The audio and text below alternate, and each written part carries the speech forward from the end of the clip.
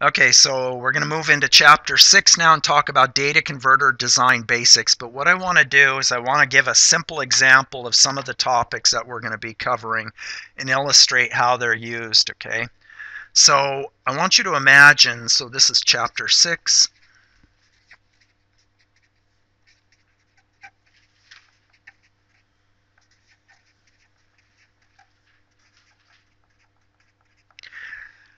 I want to do a simple example of all the techniques, and so the way I'm going to do this is I'm going to say, let's imagine we want to measure a stream of water.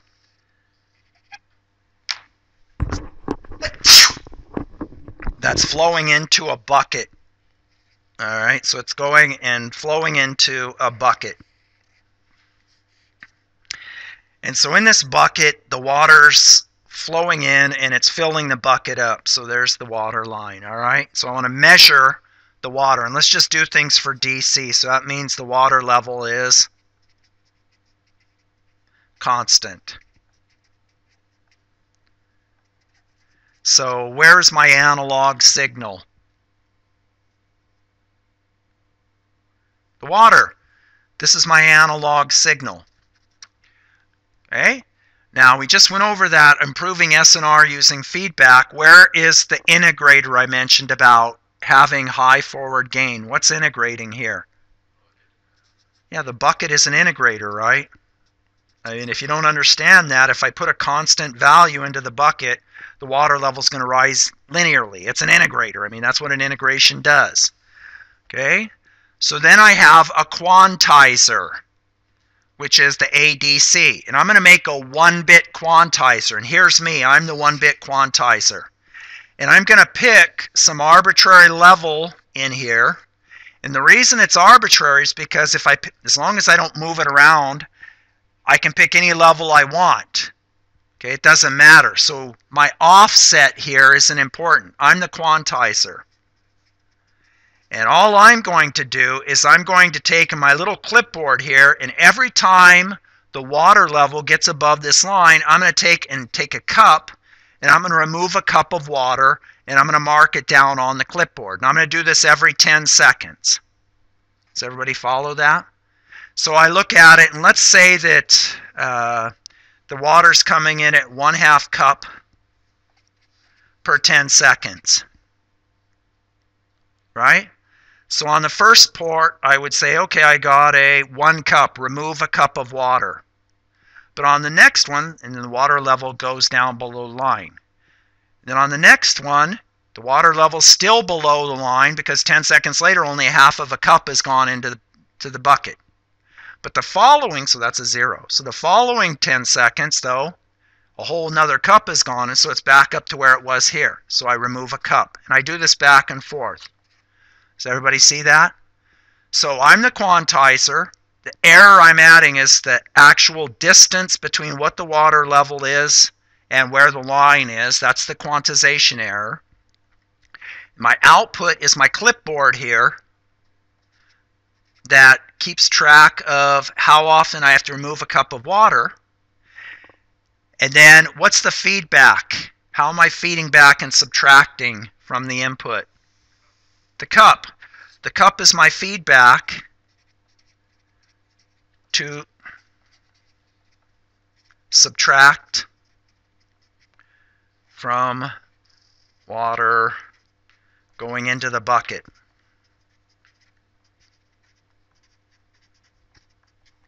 Does everybody agree with that? Okay, so now I've got this string of 1s and 0s. How do I get the water? I mean, I did a real easy example of 1/2 cup, but what if it was 0.37 cups per 10 seconds? What would I do?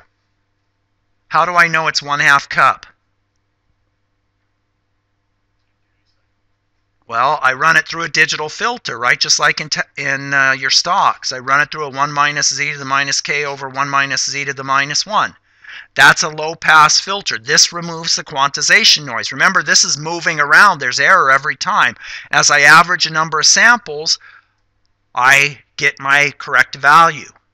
So if I average 10 samples at a time, what's the resolution or my ADC resolution here? If I average 10 samples, 1/10 of a cup. If I average 20 samples, it's 1/20th of a cup. Well, that means if the water's coming in at 1 cup every 100 seconds, I can then resolve that and read it out. So I want to do another example, all right, just to make sure it's clear. Okay, so this is my digital filter. I'm not going to pick 1/2 cup on the next page. I'm going to pick 0.61 cups coming in per 10 seconds. But I want to ask some questions here before I do. What's the maximum rate at which water can go into the bucket for this to work? 1 cup per 10 seconds, right? I can't go any faster. But notice if I use a smaller cup here, then I can get better resolution because I'm averaging a smaller cup size, but it limits my maximum range.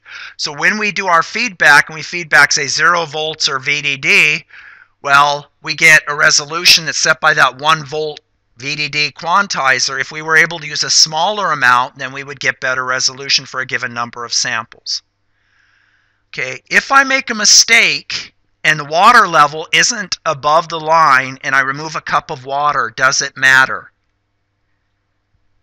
No, because it averages out. I made a mistake, it'll average out in the long run. Why is that important? It says that I don't have to be very precise.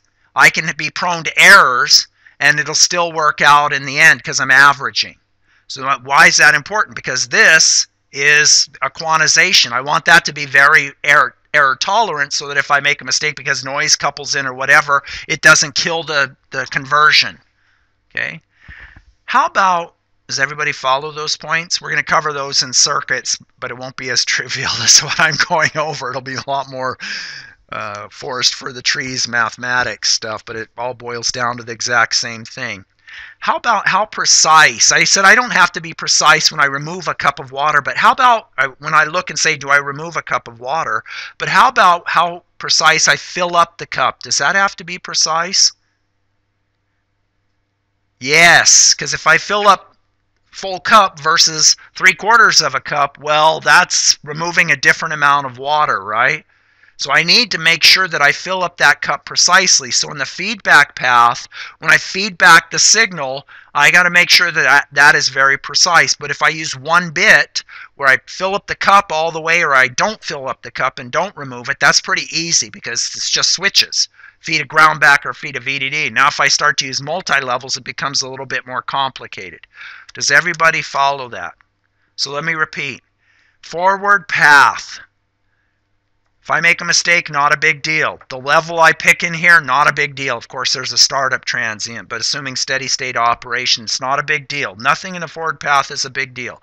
Feedback path, I got to be precise, removing the cup of water.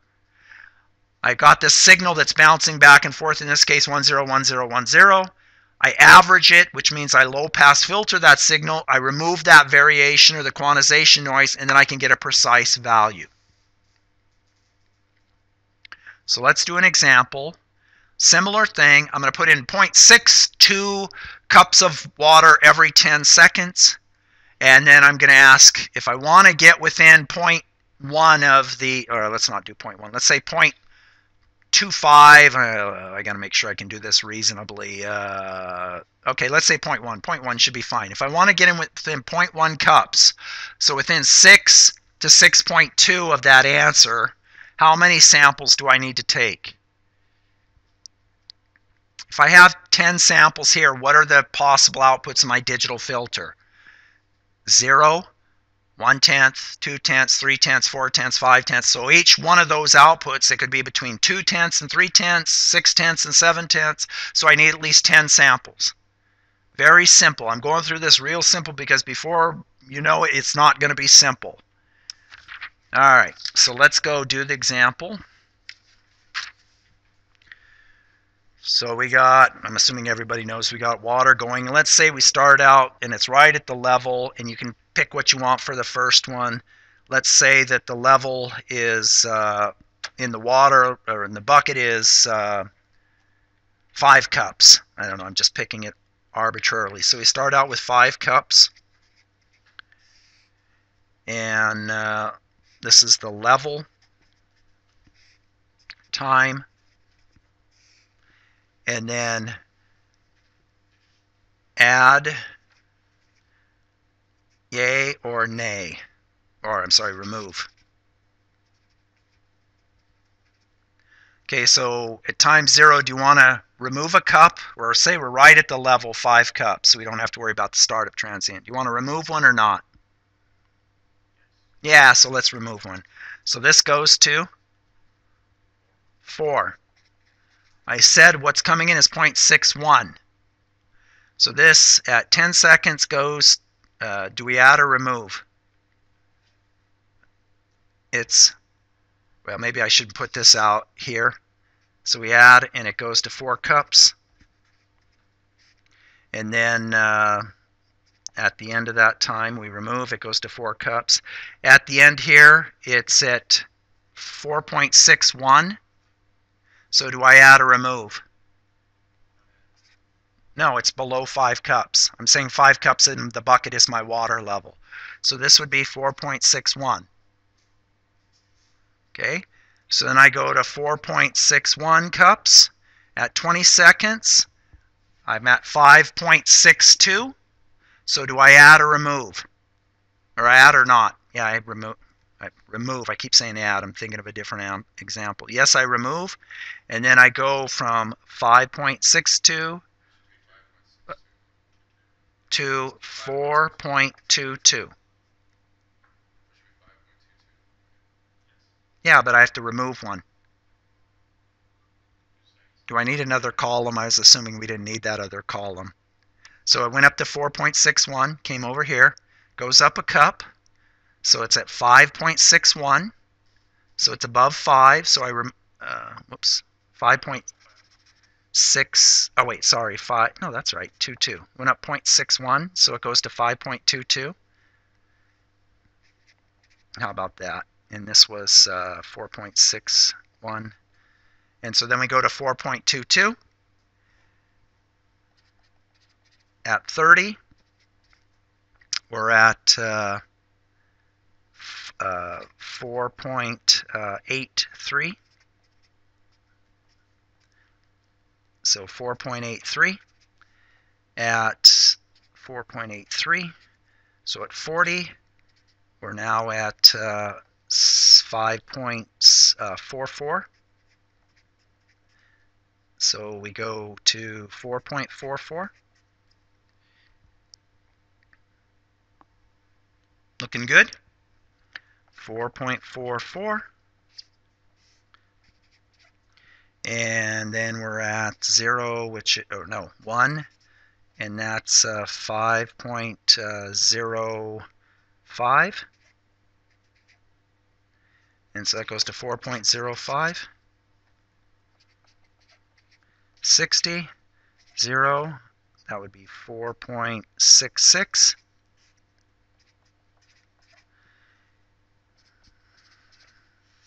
We're almost done. 1, this would be 4.66 plus 61, which would be 5.21. No, 5.27. And so that would be 4.27. And then 4.27. And then 4.27 at 80, we're at 0, which would be 4.88. And then we're at 4.88, 90, and this would be a 1, and that would be 9465469. And that would be, last one would be 4.49, and then 4.49, 100, and I'm not going to figure the last one will stop here. That'll be, yeah, I can figure it. 5.1. All right, so let's look this up. How many ones did we get? 1, 2, 3, 4, 5, 6, 7. How many samples out of samples? 1, 2, 3, 4, 5, 6, 7, 8, 9, 10, 11. And that's times 1 cup. And what's 711?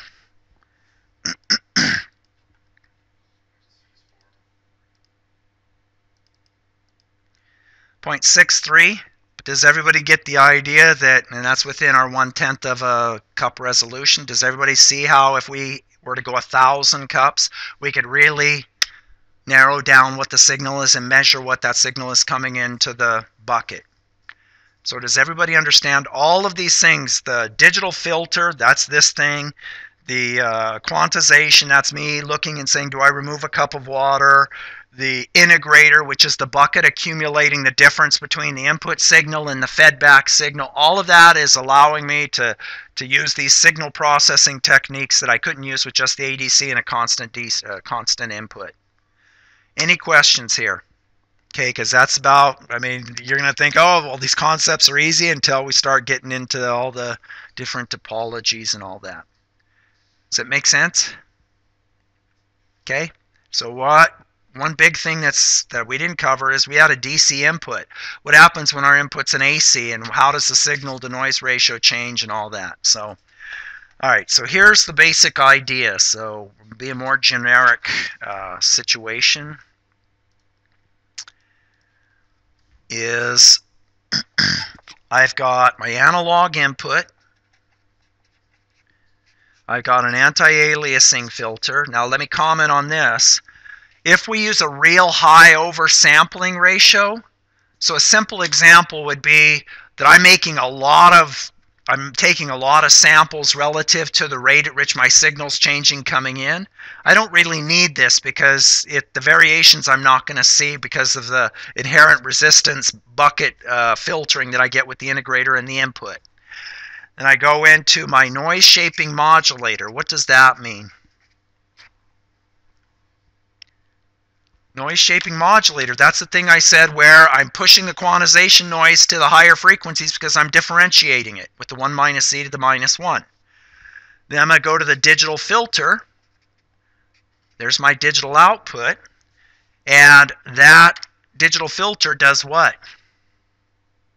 It averages the clipboard. It's that easy. But all those filters that we've been talking about, we're going to use those. And if we say, oh, we're going to do a digitization on this IF band, you're expected to know, oh, okay, I know what the 1 over 1 plus z to the minus 2 does. It gives me a resonator at plus and minus j, right? To cancel the poles there, so I get a nice bandpass filter. Then I can digitize that area.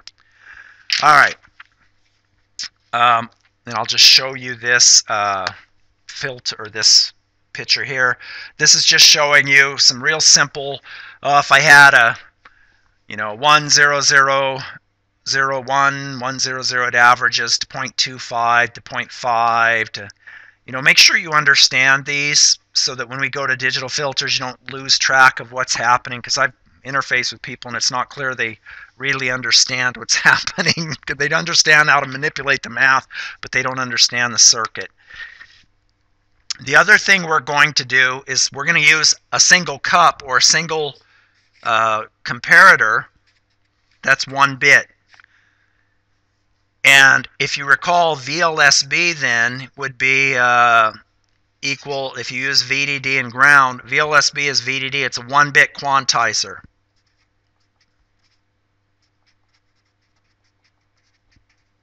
So you get a 0 or a 1. So here would be, I always ask this just to make sure. So if my analogy with the bucket, what is this right here? What is that signal? Wait, in my bucket example, what was this signal going into this side? Okay, let me ask, what's that? Yeah, 5 cups. And then this was me making the decision every 10 seconds. And then this was what? The water level. How does the water level compare to the 5 cups? And then there's me making the decision, and the clock is me making it every 10 seconds. Okay? When I look at this, I get out a 0 or a 1. A 0 I'm going to represent, as you already know, as 1, 1 or minus 1. And a 1 I'll represent as a 0, 1 or plus 1.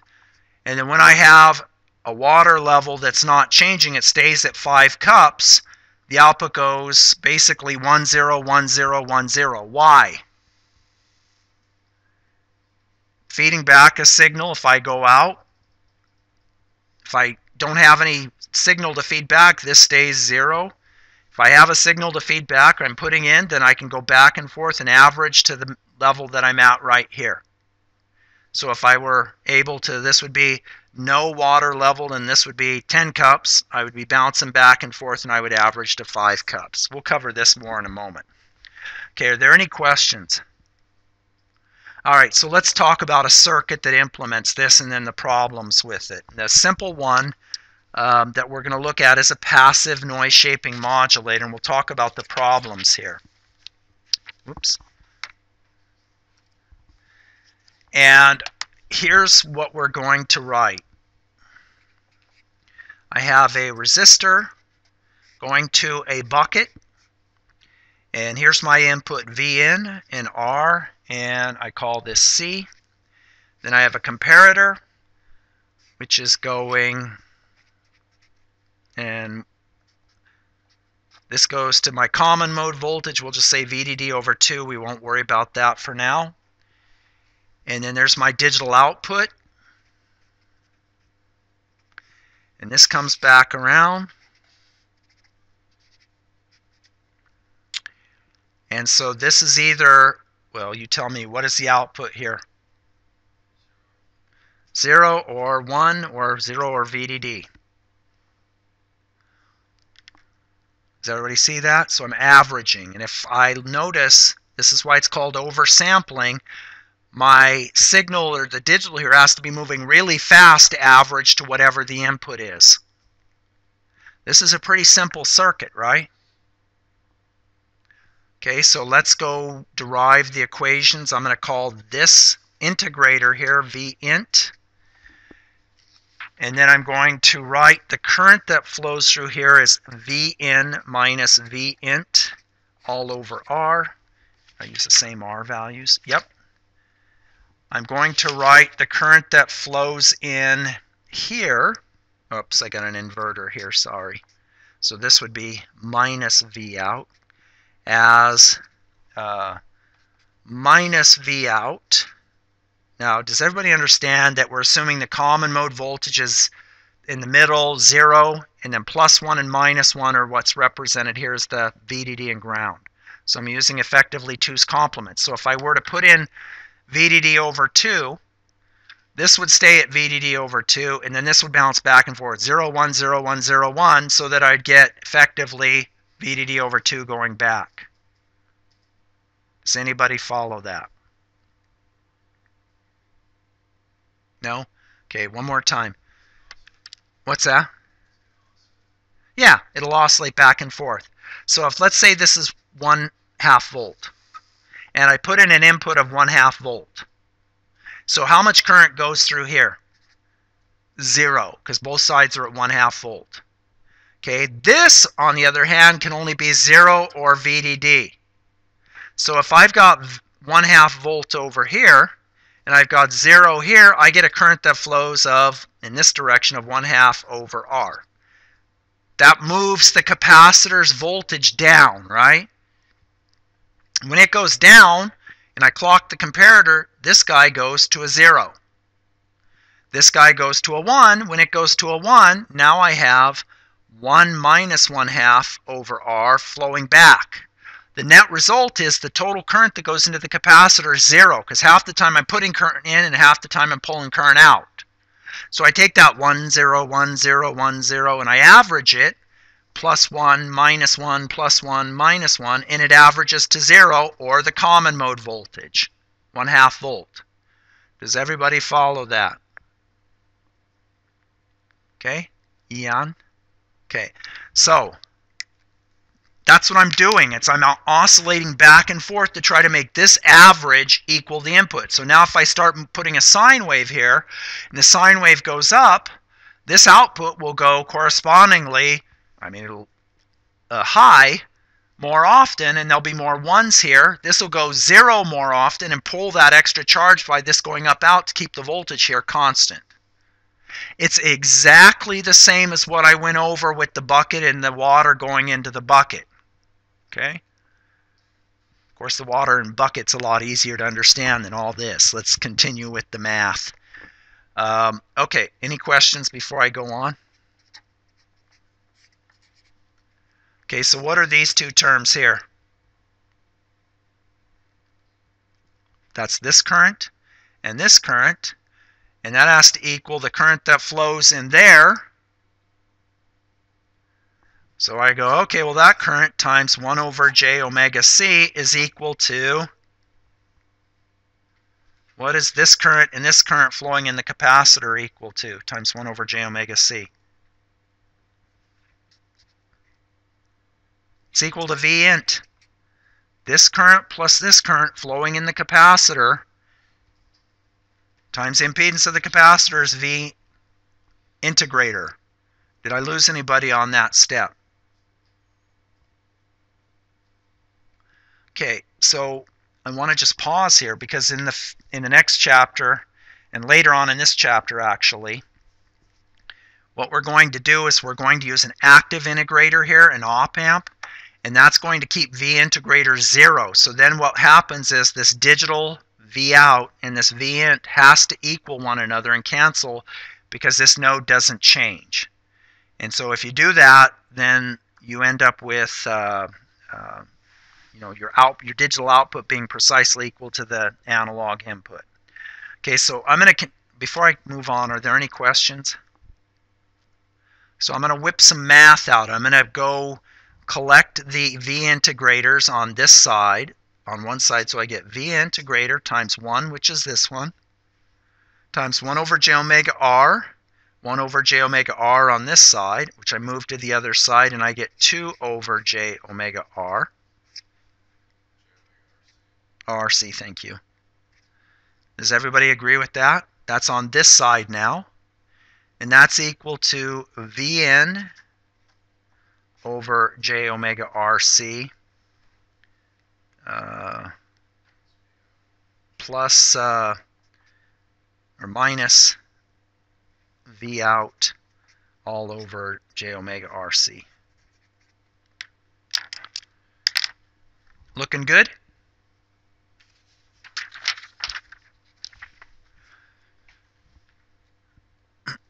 V out is digital, V int is analog. So this is why I go through that corny example of the buckets, because now you're looking at this going, wow, what's going on? I don't know what's happening here. Well, maybe you're not. Maybe you're saying, oh yeah, this is easy. So I'll go V out now is equal to I've got an issue here somewhere. Vn minus V integrator over R, V minus V out minus V integrator over R times 1 over j omega c is V int. V int times 1 plus 2 j omega RC equals V in and V out. What did I do wrong here?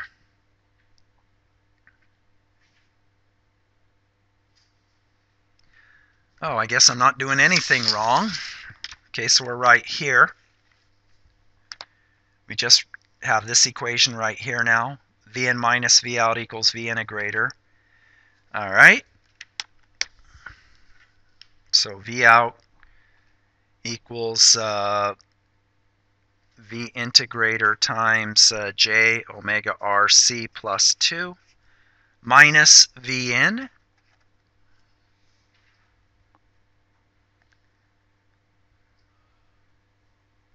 No. Multiply through j omega RC. These both cancel. V in minus V out, j omega RC plus 2 times V int. J omega RC times 2 plus V int. Move the V out to one side and move the V in. I don't think so, is there? Move this. Oh wait, there is, isn't there? V in, V out. Oh yeah, and this should be V int. There we go. Looking good. Now, if you recall what A of f was in our transfer function, going back in the previous chapter, here, the A of f was V in minus the fedback signal here, V out. Okay, V in minus V out, or what we had here, was A of f. So there we write now V in minus, get back here, or I guess V integrator if you want. I write A of f is equal to 1 over this term, 2 plus j omega RC. And then I can plug that into my signal transfer function and my noise transfer function. Wait, did I lose anybody on this step?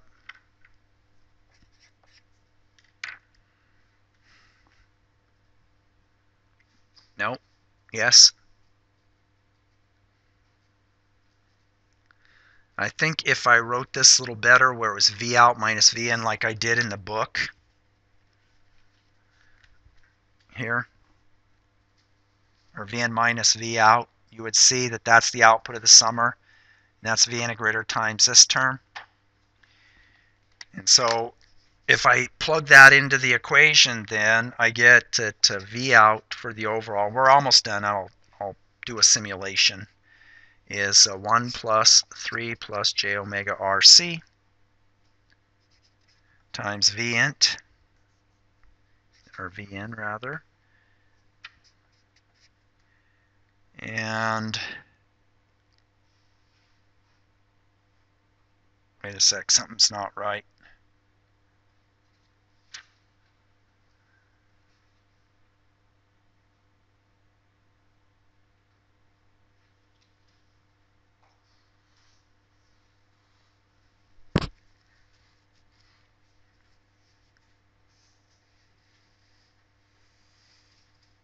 I'm pausing right here because, well, why do I pause right here?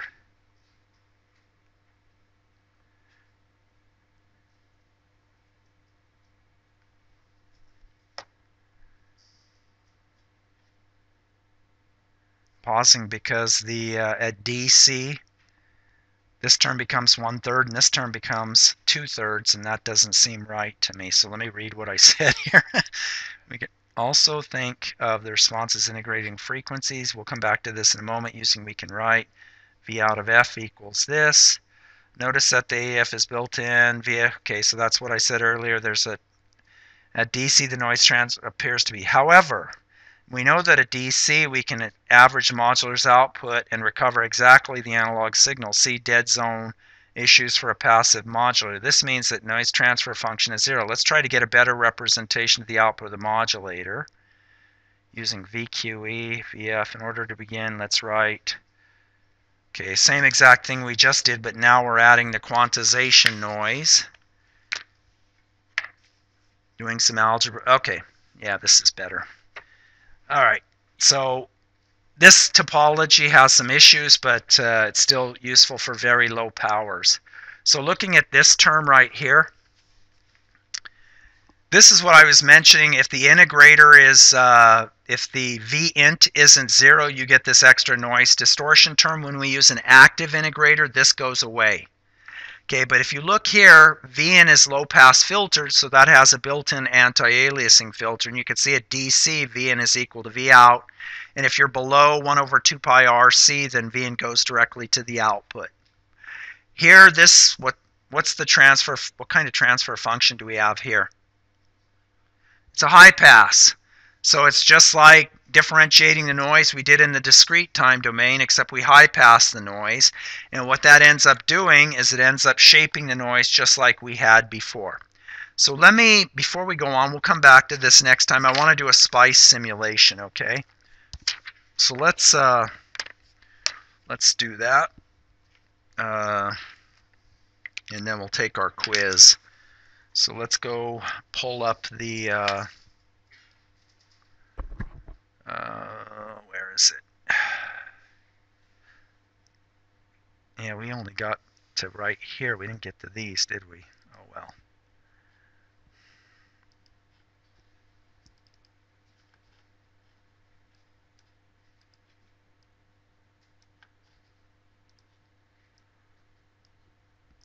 so let's look at figure 6-7. So here's the exact circuit that we drew. So let's go ahead and run it. And let's get rid of, for the moment, V out filter. Okay, so the green, well, you tell me, what does the green represent? The 1-bit output. So notice when the input's up here at 1 volt, the output's almost always 1, logic 1. When it gets down here at the common mode voltage, what does the output do? 1 0 1 0 1 0 1 0, right? When it gets down here at 0, the output's almost 0. So you can see that the output's an average, running average of the input. Okay, pretty straightforward. Now, what am I doing right here with this circuit here, the resistor and the capacitor?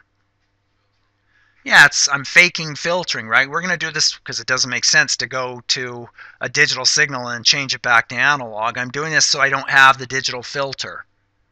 Okay, so if I go look at this, I can go, all right, there's my filtered signal. Well, okay, so what if I filter it even more?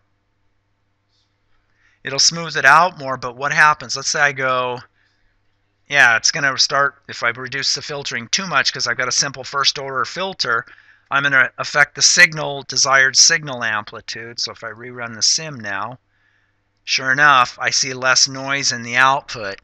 But when I do this digitally, then with the let's go out longer even. Let's go 15K, and then let's simulate out to, how about 1500.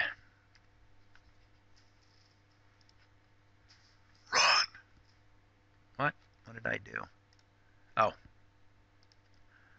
Let's go 3.5 micro.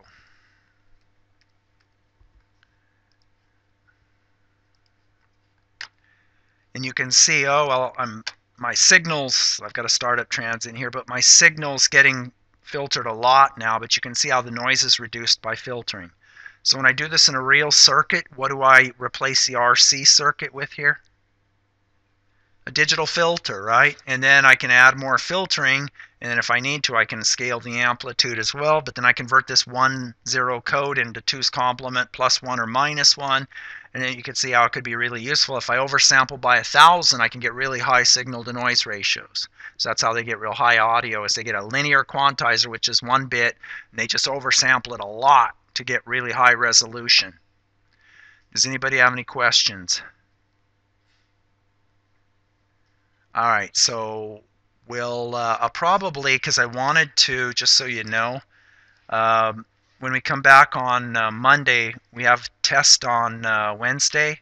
But since we didn't cover these sections here, these 3, I'll probably move them up and cover them before we review for the midterm exam. What you should study over the weekend is the end of the chapter problems, because you know I'm lazy, and I'll just copy into chapter problems. You should study the homework problems, and you should study the quizzes.